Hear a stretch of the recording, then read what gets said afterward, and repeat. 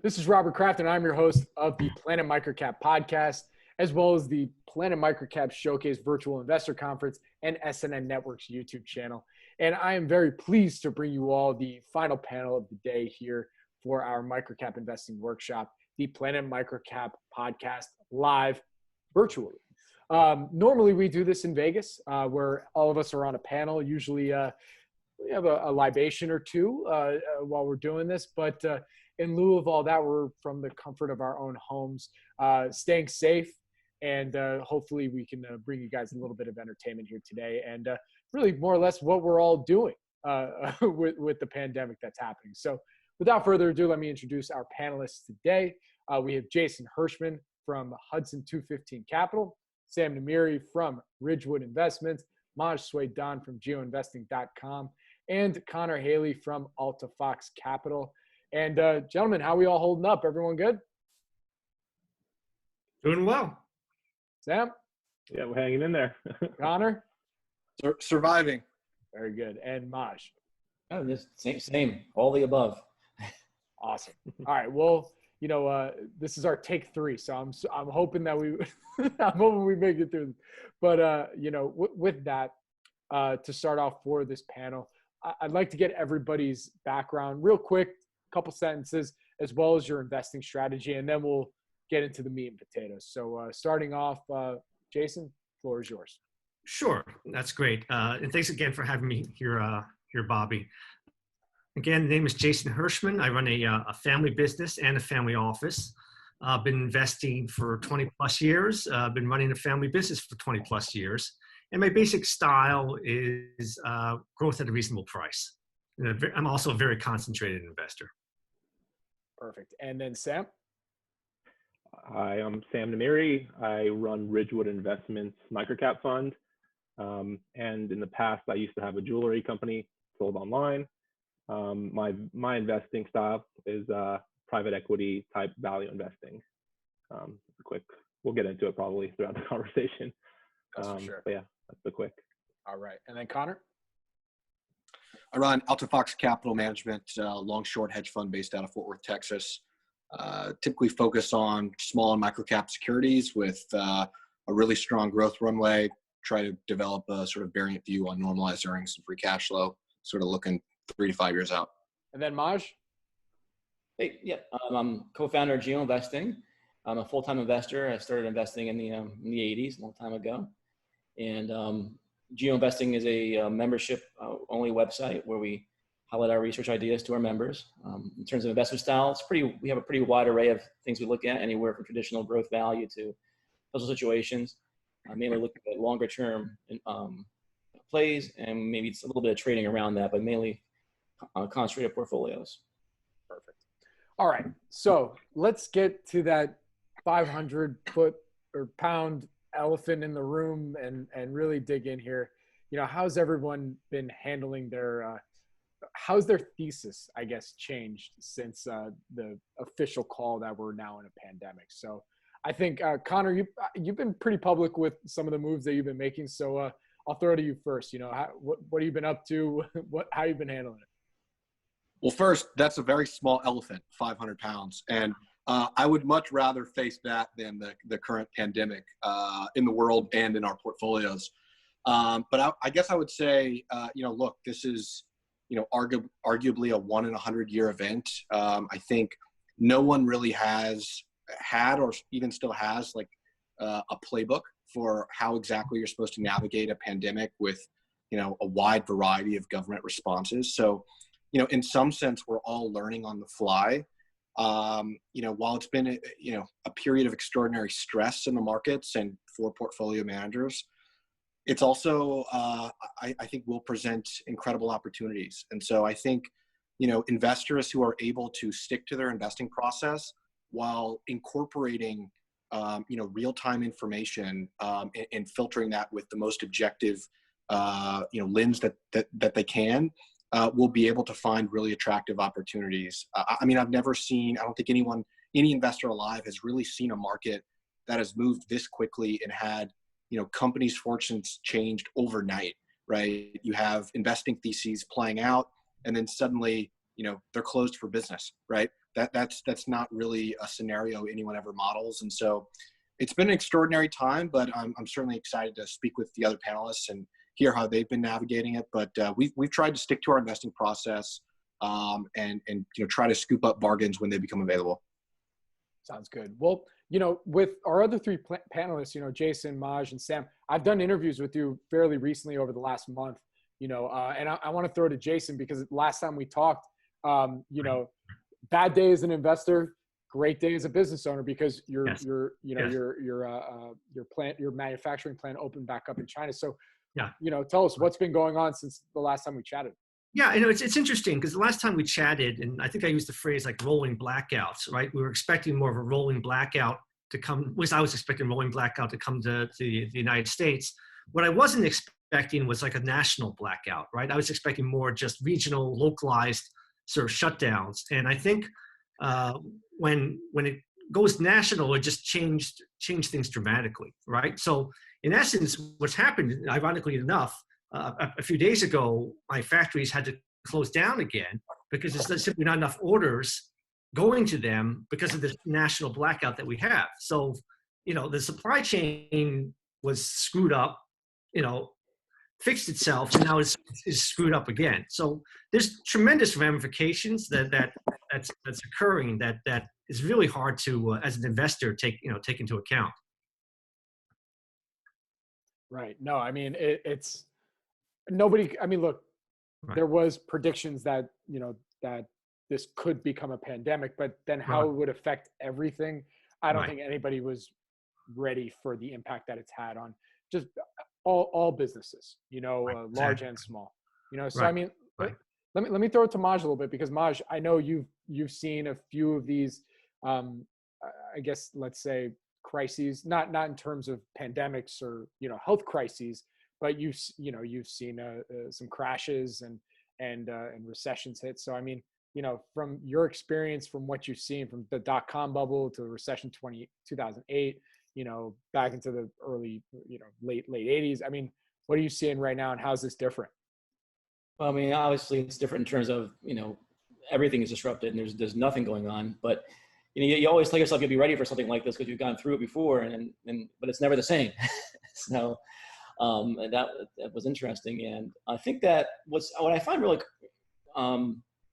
peculiar here is that, it's different than other, even like 2008 or other times, is the response is very, very fast by the government. And that, I'm very interested to see how that plays out. And I think that's going to be, going to help us here.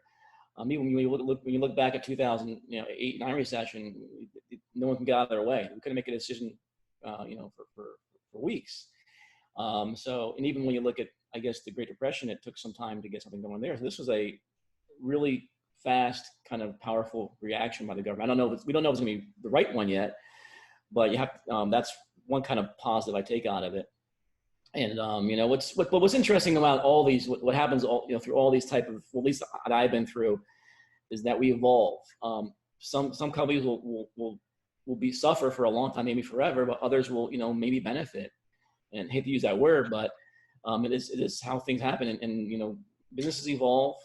The way we do things evolve, and then there's growth around that. Right.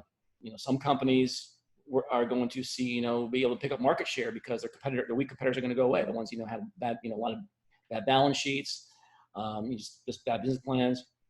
They're going to leave or be acquired maybe. So that's going to be interesting too. So I think it's always different though. It's always different. Yeah, no, the word bittersweet is being, I use it all the time because it's, look, especially even for us, like we have an office, I'm working from home now, I get to be around my daughter all the time, who's 3 months old, and it's great, get to have that. But at the same time, there's just so much suffering. And look, I also want to say, just to make sure that it's very clear, like, look, we're having an investor conversation. We're talking about investing. At the end of the day, there's a lot of jobs, lives, everything at risk, so just want to make sure that's clear so that, if anybody wanted to take this the wrong way, that's where we're coming from, is as investors, and really wanting to come up with some tools to how we can navigate these waters. So, with that, I'm going to now throw to you, Sam. I mean, since our last chat, how you've been holding up? What have been some of the strategies you've been putting into place?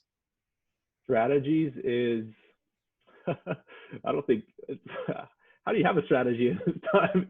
Because, you know, every day things change. I think when we first spoke, it was like right at the first few days of like major market volatility.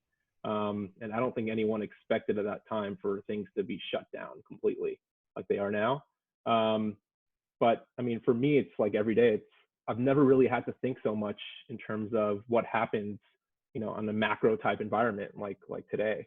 So now I'm like reading the stimulus bills that get passed. I see who can actually, you know, apply for loans and different things from the Small Business Administration and, you know, other government programs. I've never really needed to do that too much in the past, other than, you know, a specific one that relates to a specific company. Now it's like, you know, every company that we invest in, you know, potentially can get a benefit or not get the benefit of these packages. So, I mean, that's really where my strategy changed, is that now you have this huge macro overlay that plays, you know, on every single business in the world, pretty much. Gotcha. So.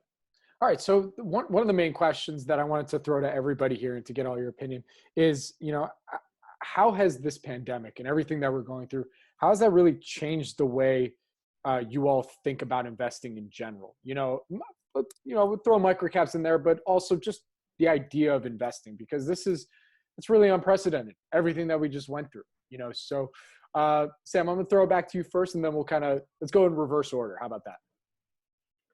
Yeah, I mean, I think I kind of answered that in the last question that I answered.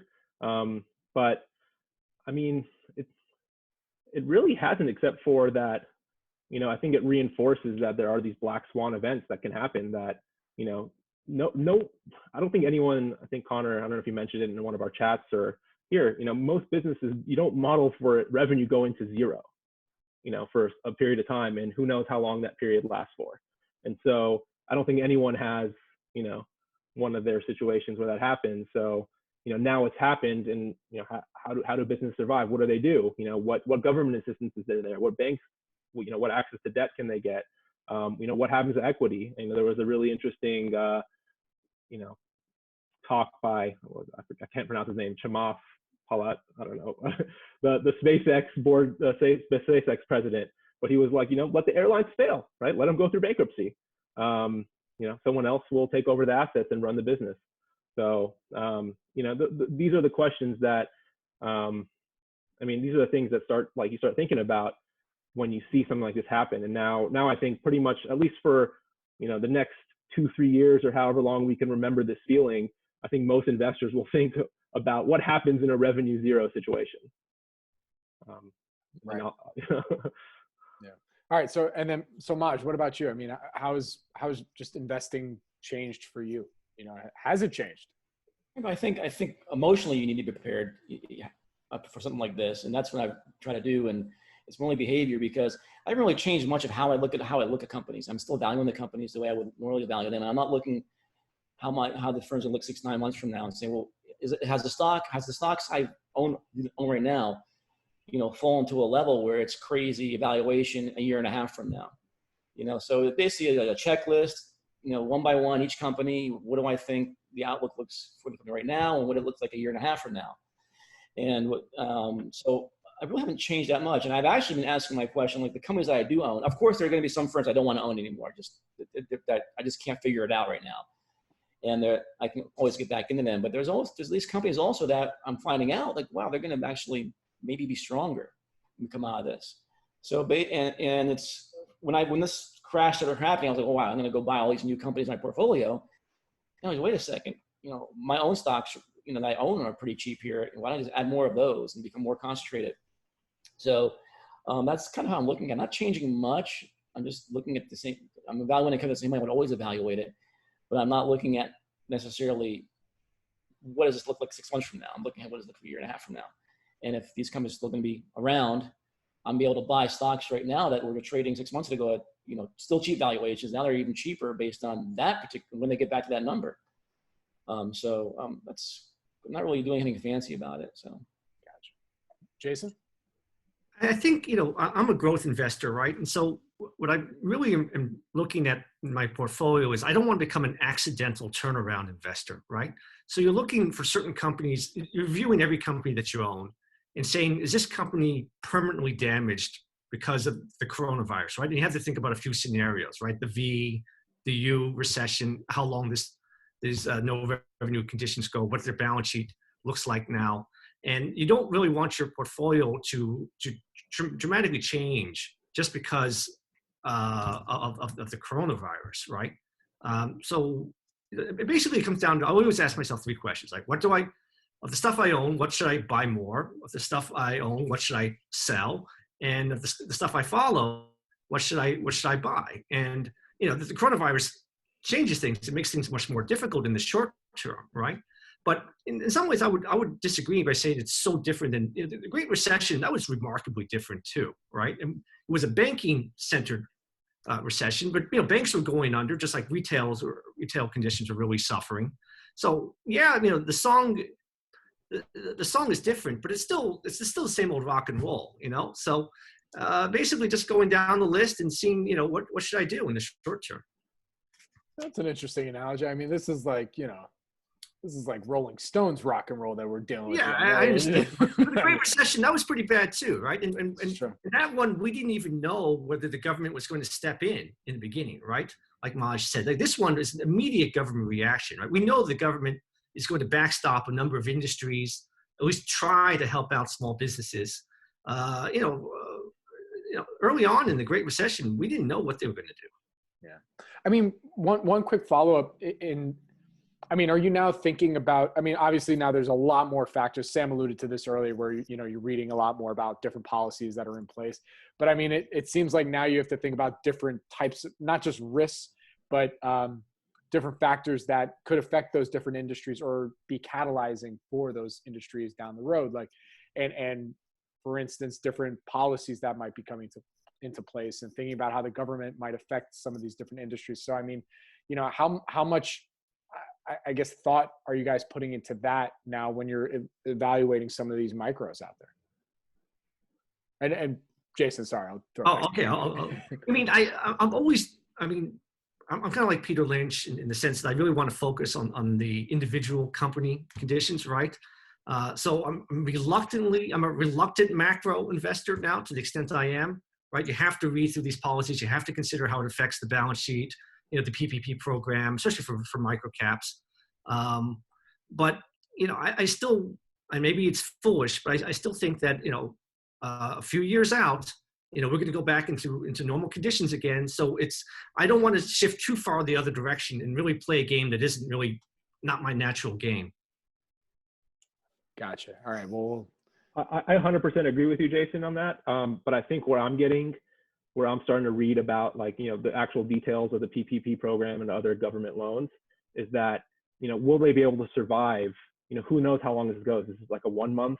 What is your base case when it comes to, what the world looks like until you get out to that 3-year time period where things, I agree with you. I think things will normalize and become, back to somewhat normal with this slight, pain that we've had over this last 2 months or so. But again, how do you get there, right? Can you survive and make it there? That's really the key. And I end up when I look at a specific company and I'm like, well, how do they survive? What access to debt do they have? What access to, any type of capital, or something? That's when I go and I read the documents and I'm like, wow, maybe with some guidance, this may be a great time to help companies get through it. Right. And especially things that are undervalued. Maybe they don't realize, they have access to this, interest-free loan for, a year where they only need to pay interest and they don't even need to start paying interest until 12 months from now. So that's where I think, this market creates opportunity for, the things that have been beaten up the worst, like travel, casinos, restaurants.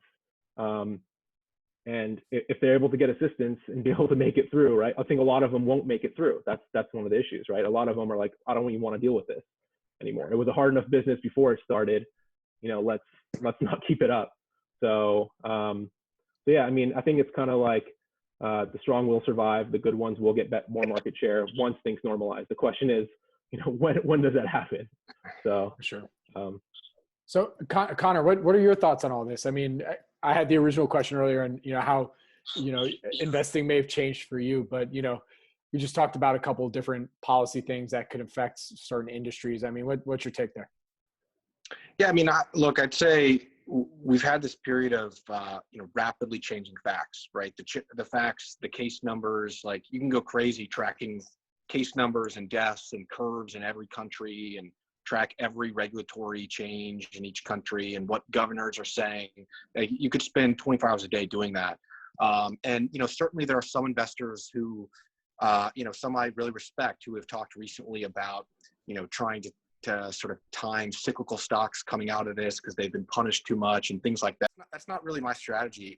I've tried to take a somewhat COVID-19 neutral view, and that's really hard to do, right? Because it dominates the everyday headlines, and everybody wants to know like when you think we're going to recover and things like that. But I also don't think I really have an edge in knowing like when COVID comes back. I study these things. I'm aware of all the facts, but do I really want to be have the dominant portfolio changes and tweaks being made on whether I think, we're going to come back sooner or later from COVID?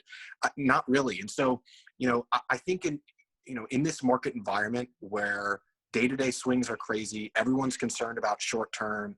If you can afford to step back for just a second and take a longer-term view, focus on the next 3 years, that's where you can really have an advantage. That's my general strategy. Now, I've had to make some tweaks to that, right? Like you have to have a heavier emphasis on strong balance sheets, for example, right? Because a lot of companies can't afford to take a 3-year view.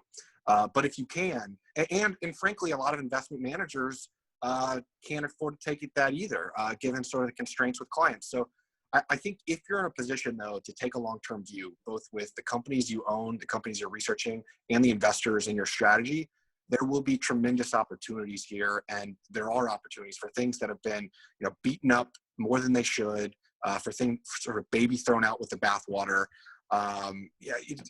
When everyone's focused on the day-to-day, looking at the 3-year picture, I think will provide sort of competitive advantages. Well, Connor, coming back to you real quick, because, and you guys have all alluded to this idea of thinking long-term and, having that 3-year time horizon, and also, wanting to look at strong balance sheets. There's a couple different check marks, but just trying to think philosophically or even holistically now at certain industries that you're like, oh my God, what's going to happen to the cruise line industry, the hotel and tourism? I mean, because there's so much still unknowns surrounding some of these industries out there. As an investor, how do you think about it? I mean, because before everything that happened here, there were some good businesses with strong balance sheets. And now you're thinking to yourself, okay, they got strong balance sheets, but even if things start to come back in a year and a half, I mean, there's going to be a lot of people. I mean, even myself, I'm thinking like, do I want to go on a plane anytime soon? I don't know. I mean, what are your thoughts there? Yeah, well, an important criteria for me for almost all my longs is always to make sure that, if the stock is down a lot tomorrow or some negative event happens, I have the confidence to back up the truck, right, and to add into weakness. And the reality is with this, with the changing facts, I think you really can't have that view for a lot of these stocks. Like cruise lines, they may not make it. A lot of it's going to depend on, government regulation, how willing, banks and investment firms are willing to negotiate. There's a lot of variables there where stock's down 50 tomorrow. I don't really know if I'm going to have the confidence back up the truck. So those are uninvestable to me. Restaurants, a little bit more nuanced. Some restaurants probably not going to survive. The stimulus, it's unclear how that's going to, trickle down to restaurants, small and large. Obviously, everyone's hoping for the best. But I think that's a difficult space in general, though. There are some, I think Sam alluded to earlier, or Maj maybe, there are some themes coming out of that industry where some of the bigger players are probably going to take more share, and there will be thematic plays. There could be relative value plays within that, but for me, it's more, let's find the businesses that, we can be more certain of. So they've fallen just as much as everything else, but they shouldn't, because they do have a stronger balance sheet. Maybe they have more, maybe they're an essential service, for example. There's a lot of different criteria where when everything's falling, that there should be some opportunities. Absolutely. Well, this sorry. Let me ask you, Connor. So like when you say a strong balance sheet, right? How do you account for a revenue zero business and how long it's going to be, like, since you don't know how long it's, going to be shut down for, right? Like you can have a pretty strong balance sheet, but not enough maybe to be shut down for, 9 months, right? Like, I don't know if you're a sports team, for instance. Anyway, I mean, like maybe that's a bad example, but like you don't know when you're going to come back, right? And I'm seeing articles where they're saying they're not going to play sports until spring 2021, like until there's a vaccine. So, I mean, I don't think anyone really can survive that long to some degree, right? At revenue zero. Well, yeah, no, look, I mean, I think it really favors companies with net cash, but look, there are plenty of companies that can survive, a year-long slowdown, right? That have net cash on the balance sheet. Now, there are a big percentage of companies that can't. So I think, look, the definition of a strong balance sheet has definitely changed, right?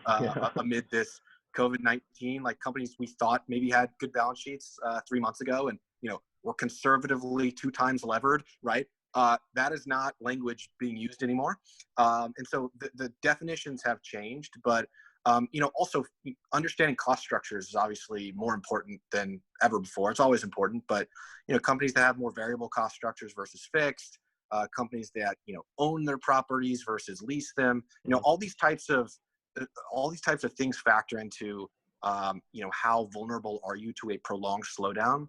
But what I've tried to shift my attention, and it is so difficult because given the day-to-day moves and the headline sort of risks, but I've tried to focus my attention the best that I can to companies that I really believe can survive an even longer than expected COVID-19. Because again, I'm not trying to take like a COVID positive or negative view.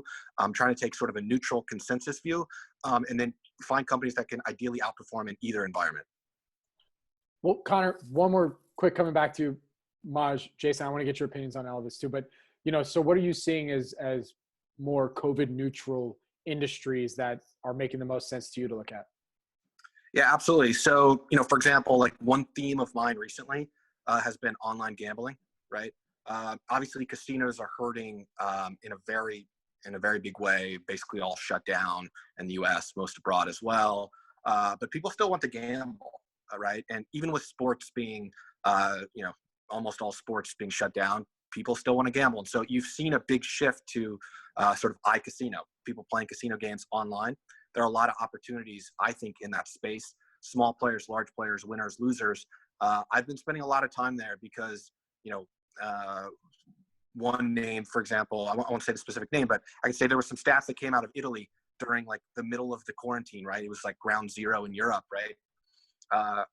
Amid all of that, online gambling in Italy was up, I think, 14% year over year, right? Just people are cooped up at home. They don't have anything to do, and there are no sports to watch, and so they gamble. So, there are opportunities like that where it's like, these things can still grow even in COVID-19. That's a really resilient industry. And even if casinos come back, there's going to be some permanent market share shift to online for these customers that weren't online before. Now they are, and maybe they prefer the online experience. Maybe they're scared to go back to the casino, right? I see that as both a short-term, positive for that business and long-term sort of share shift. So that's an example. I've invested in some, companies that supply things to grocery stores, for example, like very defensive, essential service. I've got several essential services in the portfolio. If everything is selling off, why wouldn't you? It's sort of about picking a risk, right? If businesses survive, can get back to, previous earnings power, there are going to be a lot of bargains, but what types of risks are you taking on, and how COVID-19 sort of positive or negative are you positioned relative to consensus? I'd rather just be in the safer businesses that have sold off a lot, and where I know if they fall more, I can back up the truck because I know they can survive. So it probably won't outperform, like, right? If you look at the things that outperformed the most from the bottom of, of the financial crisis, they were really levered things that were on the brink of survival, right? That's likely to be the case here too. However, you're really earning your return by investing in those businesses, and you're probably not going to sleep well at night either. So I prefer the good businesses that I feel very confident can survive, and I'm buying them cheap on a 3 to 5 year basis. Gotcha. All right. Well, Maj, I want to throw to you because, I know you speak with management teams. I know everybody here speaks with management teams quite a bit, but I know you do GeoInvesting. You have some management investor or CEO video series. So I have to ask you, I mean, what would you say the discussion with management teams have been like now? Have those changed? I'm sure they have a little bit. Yeah, I think, look, I mean, even, you know, I've been talking every week to management to see how they've changed from, you know, day one to now. And, you know, they still don't know. They don't even know how this is going to play out in terms of how it's going to affect their business, you know, longer term. Even the ones that, companies that do feel that they're going to benefit longer term, don't understand necessarily how their business may be affected in the short term. And they're very cognizant of that. You know, but it's really important when I'm talking to these management team, they really have a plan for what happens if this does last a year or 18 months or whatever. And that's, I want to hear what that plan might be. And also during the conversation, I want to hear, you know, what are they doing right now to maybe, you know, pivot the business a little bit to make sure that they can, combat what's going to happen to them. So, like, there was a company I was talking to that does a lot of kind of customer engagement type of work for retail, and you know, big box retail, and they had basically a lot of their business is going to get hurt, and a lot of their business now they're already looking at solutions to do more of an online solutions what they were doing. So I just want to hear that kind of, you know, engagement thought process of management teams, if they're ready for that. What are they doing short term, you know, on the cost side and the balance sheet side? Do they have the balance sheet to weather the storm? And what are they doing just in case this just lasts longer than they expect? But I'm not really getting unexpected. I don't think anyone knows how long this is going to last or what it means for them. And I wouldn't have, if a management guy, you know, told me, hey, they know what's going on, I probably wouldn't believe them anyway. I remember back when we had the internet crash, and I was a little bit, maybe a few weeks before the internet crash, and things were getting a little frothy. And I was talking to a semiconductor company, and we're doing great. You know, we see this all as, you know, this noise, and, you know, boom, you know, and they were totally wrong. So they don't always see it coming, and I want to hear those management teams that, you know, admit that up front end. So I haven't gotten much direction, but I am looking for right now is in trying to see, you know, the Form 4 filings, and if I'm trying to really follow the Form 4 and insider buying kind of trends. I haven't seen a whole bunch yet from the companies I've looked at. That's been a pretty good indicator in the past of in the nano-cap, micro-cap sector, right. How management teams feel about what their companies, right. if they're kind of buying. Yeah. No, I was just going to say, I mean, because we've talked about that a few times, you know, you're very focused on looking at Form 4s, the insider buying, and just seeing if that's any kind of indication as to how these management teams are feeling about the current state of things, I guess. Yeah, because when we saw, I think it was at the fourth quarter of, was it 17? When we had the yield curve stuff, and, you know, the market, you know, took a nosedive, saw a lot of, was it 17 or 18? 18. 18, sorry, 18, yeah. And it was just immediate response to that. I saw almost a lot of companies buying back. I mean, insiders buying back buying back their stock. I'm not buying back, but increasing their position, their holdings in stock. So I haven't seen a lot of that right now, but it's in the past, it's been a pretty good indicator for me to get some confidence. Gotcha. Now, also, I want to throw to Jason, because I think we can all agree we love reading Jason's commentary on MicroCap Club, and we know he's had some good conversations probably in the last month or so with some of his core holdings. So, I mean, what's your take on this as well? I mean, you have a unique ability to be able to get the truth out of them as well with some of these questions. So. I mean, I think one of the advantages of being a microcap investor, right? If you talk to management teams, and you can ask them questions, right? So if you're concerned about the balance sheet, and you know, don't ask them, what do you think about your balance sheet, right? If you think they're going to need $5 million, then ask them, how would you raise $10 million, right? Where can you get that, right? Can you go to a bank? Do you have to go to some other provider? What kind of interest rate would you have to pay, right? And of course, nobody knows for sure, but you get some sense of what what the cost of debt might be for that company. You know, may be helpful in terms of pricing the equity out, right? So I think the other thing is like talking to management teams. I mean, even before coronavirus, right? You can touch base with them once every couple months, and that was good enough, perhaps, right? Now you talk to a management team last week, this week is totally different, right? Because things are just changing so quickly and rapidly. But one thing I will say is I disagree a little bit with maybe some of the other other people here, and such that I think that everybody, I mean, it's easier to fix like a mediocre balance sheet than it is to fix a mediocre business model. So I'd rather, or at least what I'm doing now, and maybe it was a little different even in late March because everything's changing so rapidly. But I think what's really interesting now is actually the better business model with a mediocre balance sheet. I'd rather take the risk of a little bit of a weaker balance sheet if I believe the business model is just sound. Of course, you need a strong enough balance sheet, hopefully, to get through this, right? But I think some of these, like you take a company like, and I'll mention the name GAN, which I own, right? And I think probably some other people here own, online play, right? In gaming, great business, but it's no longer $70 or not 70 or 70 or 100, right? Pence, whatever the heck it is, trading over there in the UK, right? I mean, it's like dramatically higher. So you like the conditions have changed even from a week or two ago. That in some ways you got to look for the opportunity now, and I think actually it's almost worth. I mean, things are going to open up somewhat. I'd rather take a little bit of a balance sheet risk at this point in time. Gotcha. Yeah, Jason, I would just say it is up a lot from the lows because it fell a lot. But I would say, it like many other names, it's still down quite a bit from the highs, and I think the business long term is stronger, and a lot of catalysts there. And so, not to belabor on any specific name, but I think there are a lot of names like that. Where, yes, it has a strong balance sheet. That's a big check, right? It's cash flow positive through this period. That's a big check.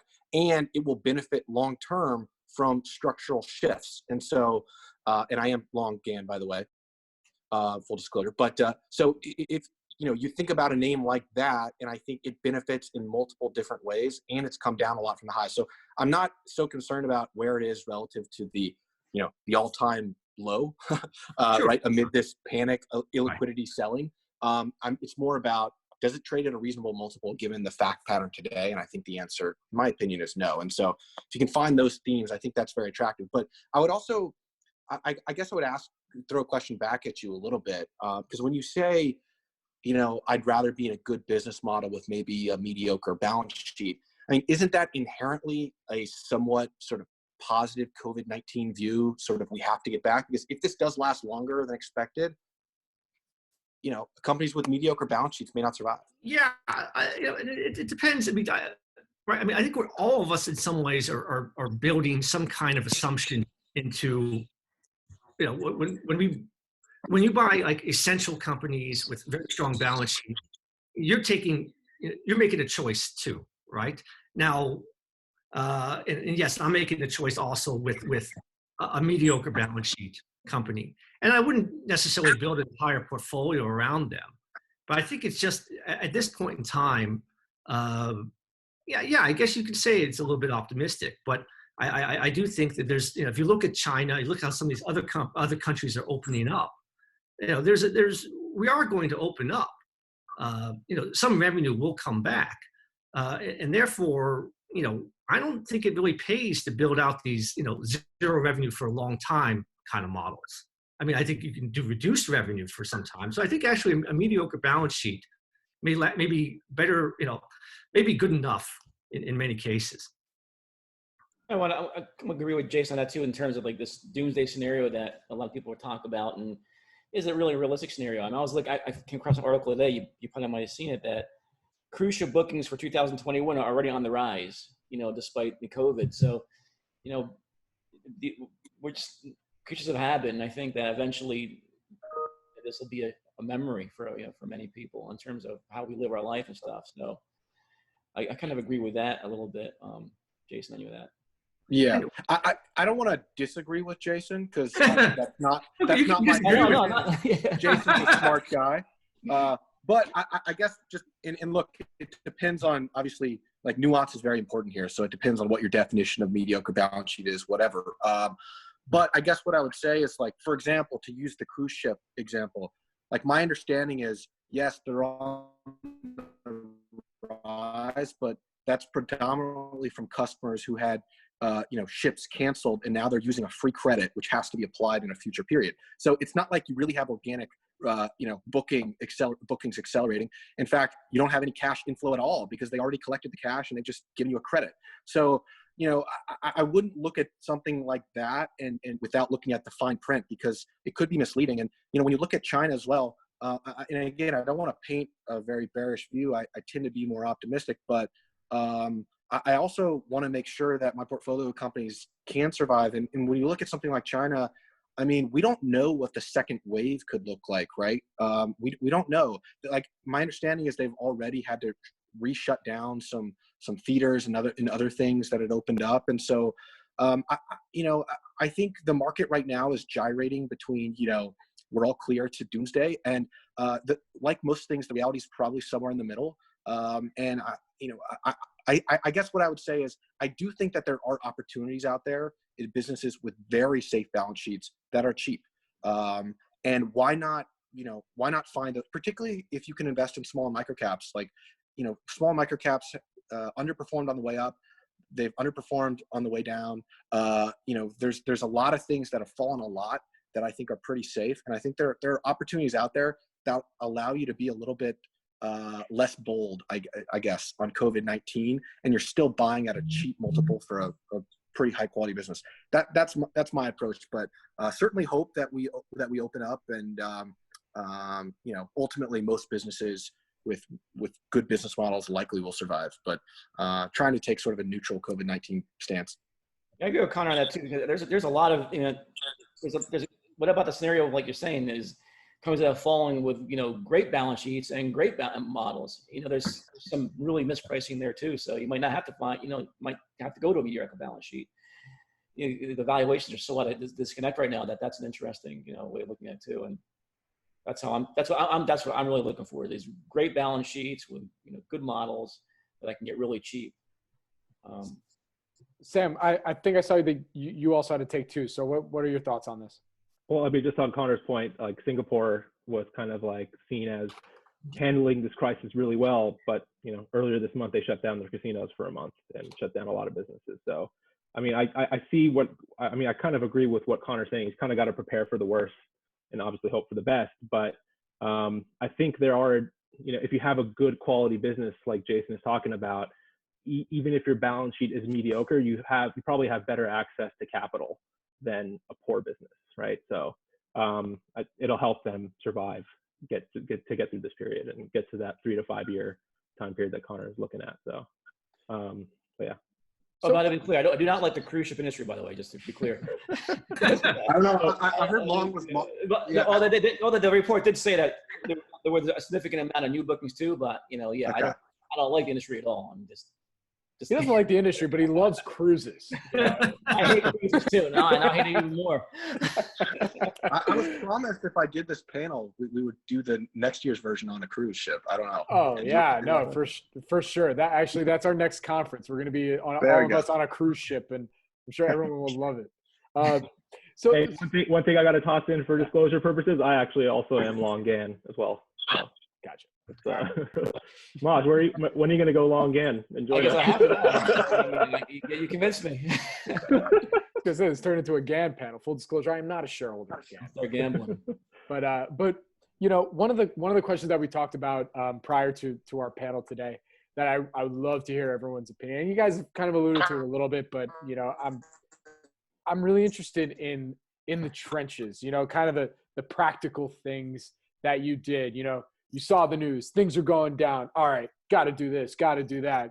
Loading up the truck, selling, buying, whatever it is. I want to hear what some of those moves were when, pardon my French, but the shit hit the fan, right? So, Sam, let's go right back to you, and then we'll go from there. I started to short a lot more things that were bad businesses. There's some perpetually notorious microcaps that keep raising capital. And so, and we're bad businesses as well. So that I started shorting more, even though the cost to borrow them was, double digits, didn't matter to me. And then there are some businesses now that, like Conor's saying, I'm starting to load up the truck even more. I wish I had more capital I could load up, or I don't want to make a position too big of my portfolio. So that's really limiting me in certain positions. But yeah, I mean, that's what I've been kind of doing, is making sure that, some of them have mediocre balance sheets, but they own the real estate, or they have other assets. So, they have, backing to that, to the debt that they have. So, they have options they can maneuver and do things in case things last for a long time. But I mean, really on a day-to-day, it's not day-to-day, but like what's changing for me is what my base case looks like coming out of this. And I try to be pretty conservative on that in terms of how long I think it takes things to reopen, what percent it goes up to. I think one of the things a lot of people don't talk about in hindsight is that when things were very small and there wasn't a big amount of people sick in this country, or positive at least, it potentially is possible to contain. And we could have done a better job of doing something like Singapore, or who knows if, one of these treatments works, or you can take it prophylactically. That could, there's a lot of things here that can be potentially a game changer, but you can't count on that, right? So, I mean, I think that there are things potentially that can happen where, 3, 4, 5 months down the line, we could be living a somewhat normal life, but you have to give probabilities or odds to that. And, I think, some people are more optimistic than others. But again, we can't keep things closed down forever. Like, people are going to uprise against, like, I have friends and, even our own companies, right? They have businesses that can't be, like, physically, you're not allowed to open, right? And they're like, we have no issue. Nobody's sick with us, like, we can run this and, manage it. And, our employees are young and, things of that sort. And, if you keep them shut for 3 months, 4 months, they're gonna, be very, very angry. And you already see that already. Like, even like right now, like yesterday, I went out and I drove to around LA a little bit, and the streets were actually pretty crowded, like a lot of cars. And last week it wasn't that busy. And so this is April 14th, and they just announced here that they're closing the city of LA till May 15th. So I don't know, and it's not even that bad here in terms of the number of positives compared to other cities. Anyway, so just more shorting. No, I'm just kidding. Yeah, more shorting. Exactly. For sure. Connor, how about you? What's in the trenches? What's been going through your mind? What's been your day-to-day when everything went down? Yeah. It felt like every day in March was like its own year. Facts were changing so quickly. And, I would say the first thing I did once I realized, how bad this could be, was get out of the names that were most exposed where the facts had clearly changed. And, that was a painful process because, there were 2 names in particular. I owned one restaurant and I owned one regional casino. And I thought the theses were playing out pretty well, particularly the restaurant, and, had great comps in Q4. Like, really there was an exciting upside, but the reality is, they were both highly exposed to, the COVID-19 risks and had leverage, both financial and operational. And so number one was, take your medicine, and get out. I think number 2 was sort of hunker down in names that you understand pretty well, right? I think when the facts are changing really quickly, it's the time to take advantage of the cumulative research that you've done in the past on, names you own currently in your portfolio, names you used to own, names that are on your watch list you've done a lot of work on. Exploit the work you've already done, on, valuations that you already have a good feel for. Talk to management teams you've already talked to plenty of times before, because if you have a good sense of where value is and the flexibility of a cost structure or a balance sheet, how management team will react, you can leverage that when everyone else is panicking. And so I think number 2 is hunker down in names really well, and are comfortable backing up the truck if things do get worse. Again, with sort of a good balance sheet kind of view. And then number 3 is, focus on sort of 3 to 5 year numbers, which is sort of my process. Don't get away from that. It's really tempting when everyone's focused on day to day and you're getting wild swings, limit up, limit down, like every day. But I think if you're in businesses that can survive the storm and you've already done a lot of work and you can spend your time talking to management teams, getting more comfortable with your numbers, and taking a 3-year view, you will have an advantage because everyone else is focusing on the day-to-day. So those are sort of the 3 strategies I've tried to mostly focus on. And obviously it's not easy, and you get stressed, and limit up and limit down days can be crazy, but that's the strategy I employed. And that's sort of what keeps me sane, is stay focused on the process. Very good. So then, Jason, in the trenches, what was going through your mind? I mean, it's I wear 2 hats, right? Because I'm a full-time business, and in essence, like a full-time investor, right? So I was planning to talk to one management team, like they do paint protection film, right, for automobiles. And 45 minutes before that phone call, I found out that one of my employees is in the hospital, right? So, it sort of adds an extra degree of gravity and seriousness to this whole situation, right? So, and it's difficult sometimes to act clearly when you're not thinking clearly, right? So the first thing you got to do is you got to make sure, are you thinking clearly? If you're particularly emotional at that moment, then step away, come back. You don't have to enter in that trade if your mind's not clear, right? Who knows what the price will be 5 from now, but it could be higher, it could be lower by 10%, these days, right? So you got to always act when you're thinking clearly, right? But I mean, I did very similar to what Conor did, was go through, you see which the world has changed, right? There's certain positions that that you don't want to be in anymore, right? You may have even thinking to yourself, why did I even buy it in the first place, right? Probably time to boot those positions out. You can always go back, enter into them again, but just with fresh eyes, right? So that was the first thing. And also is that you start really questioning the management teams about how much of your overhead structure is really variable versus fixed. And sometimes you find out that actually it's much more variable than perhaps you thought.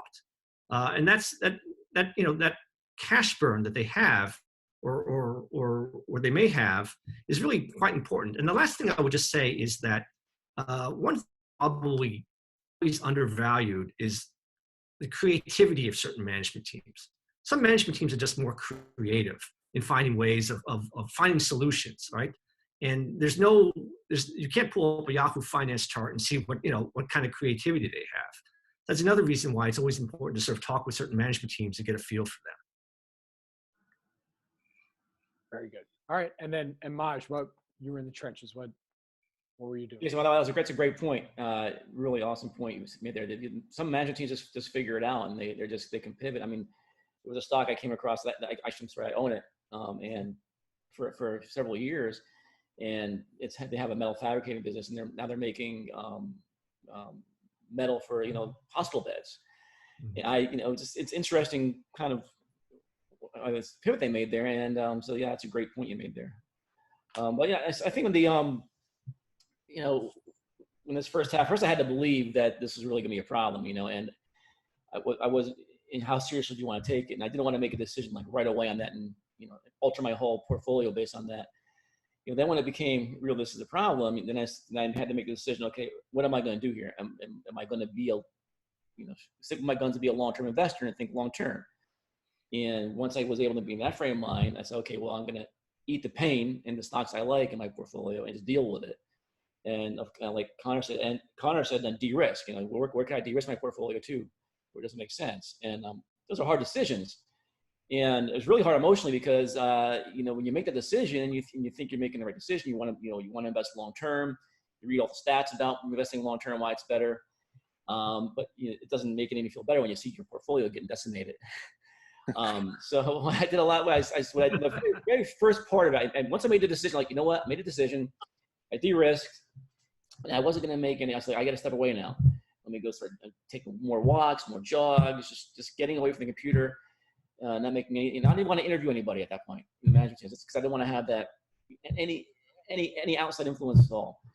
So I went away. I was comfortable with my decision, and I started slowly getting back into the research process. Not watching the quotes, really figuring out who I want. Going back and really calling the teams over and over again, the CEOs that I invested in, hearing their view, feeling more comfortable with what they're doing, because I was having a calmer mind doing that. And then the next step, once I've realized that, okay, I feel comfortable holding stocks. Now do I want to add more? Okay, and then finally, are there any new companies I want to take a look at that that I wanted to buy, 2 years ago that I missed, that were expensive and have come down, and do I want to maybe polish my portfolio with these new companies?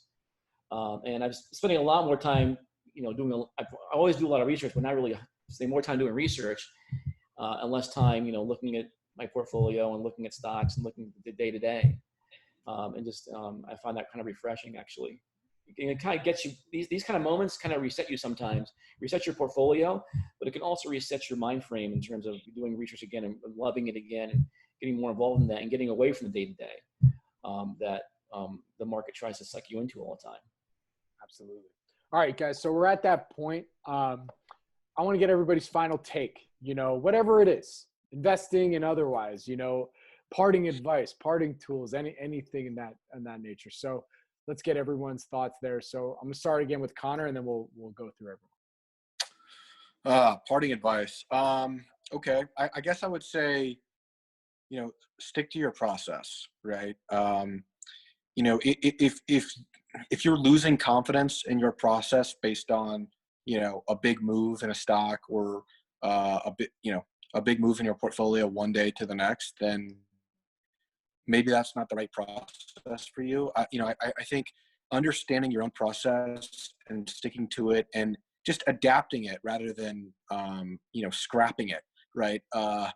As new facts emerge, I think is important. Because ultimately there are a lot of ways to succeed. I've outlined sort of how I've approached it. There are other ways that can succeed long-term, but I think it's really important to be really committed to your process, and so you're not just fluctuating based on sort of the market's mood from one day to the next. Gotcha. All right, Sam. I think that what this whole situation has brought to light to not just me but to a lot of other people in just investment management in general is that what's great about investing in microcap businesses that you can't get with real estate or investing in a private business is the liquidity. So we can talk now about, what do we get out of, what do we get into, what opportunities are out there. A lot of real estate investors, it's pretty much frozen, that market, and private businesses, like who's selling private businesses at these times? Nobody. And so if you're stuck in a bad business, if you're in the hotel industry right now and something like this happens and you can't survive, like that's it, you're out. You get absolutely no value.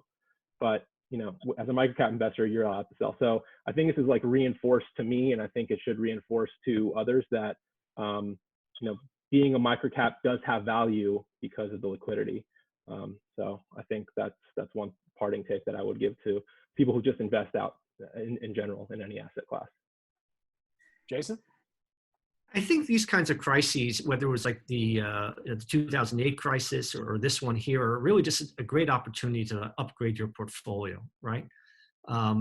Really, like Connor alluded before, there's just opportunities really to get into a better business that at a reasonable price that you don't simply find in normal conditions. And so you really want to take advantage of that.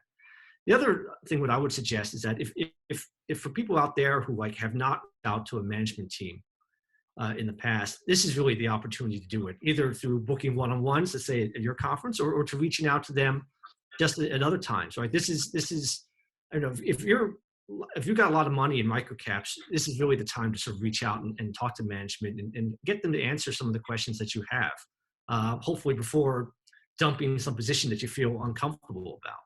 But the last thing I would say is that, time and time again, we've always seen that in any of these crises, it never pays to bet against America, right? Since 1776, you never short the United States, right? So even though I hate to be called an optimist, you're supposed to be called balanced, but I think there is the opportunity out there to look a few years out and to just to be comfortable and to be confident that things will get better, as they always have, right?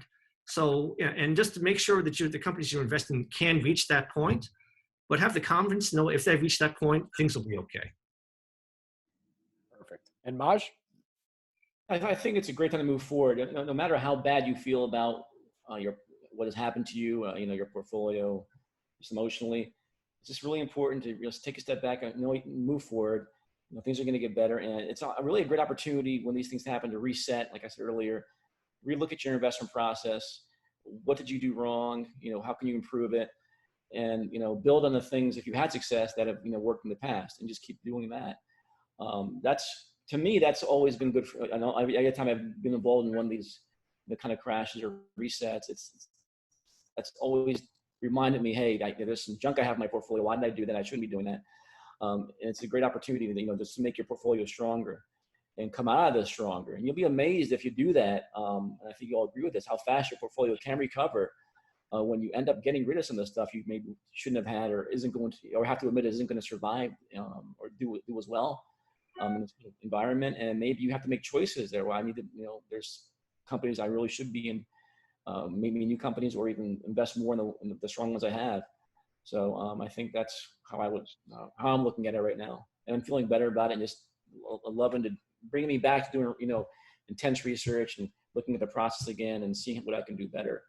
It's always a learning process, always evolving, and you get better with each one of these, actually. That's for sure.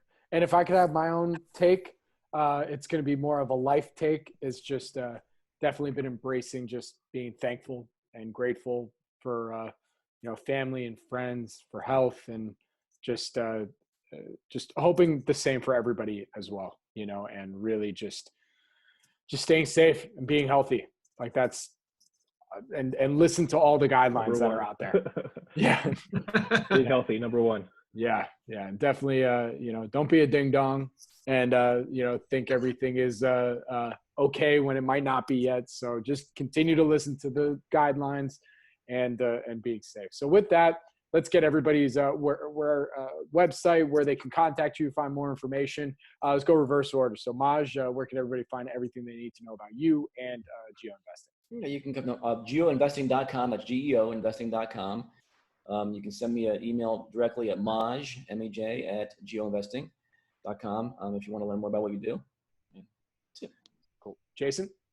Well, you can reach me at Jason at Hudson215capital.com. You can find me at ATRAC180 on Twitter, and I'm also ATRAC on the MicroCap Club. And Sam? You could find our firm's info at ridgewoodinvestments.com, or you could email me at sam@ridgewoodinvestments.com. Connor? So yeah, you can find more information on the fund at altafoxcapital.com, and then I also have a Twitter handle, altafoxcapital. Perfect. Gentlemen, thank you so much for joining me on this panel. I couldn't appreciate you guys more. And look, I look forward to seeing you guys all soon. It's been a while, and just again, stay safe, stay healthy, and chat soon. Thanks, guys. Thanks a lot, guys. Thank you.